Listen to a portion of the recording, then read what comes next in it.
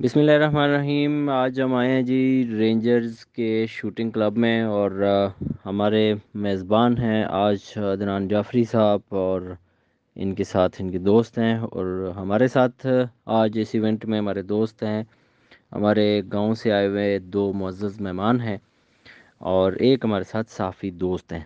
गांव से आने वाले दोनों दोस्तों में हमारे साबिक़ कौंसलर मोहम्मद बनारस अवान साहब हैं और समाजी वर्कर और बेहतरीन स्टील फिक्सर हैं शफीक हसन साहब।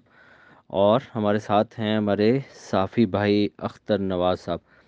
आज हम यहाँ पे रेंजर्स के इस शूटिंग क्लब में फायरिंग कैसे की जाती है पिस्टल से, क्लाशनकोफ वगैरह से, वो सीखने की कोशिश करते हैं कि किस तरह से यहाँ पे शूटिंग होती है। आइए चलते हैं। शहर के हालात इस नहज पे पहुंच चुके हैं कि कलम वाले हाथ बंदूकें संभालते हैं।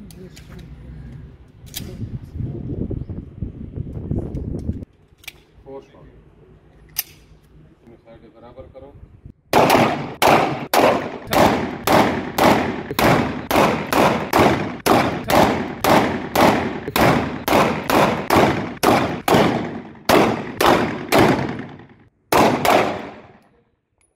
लगी है ना पेपर पे?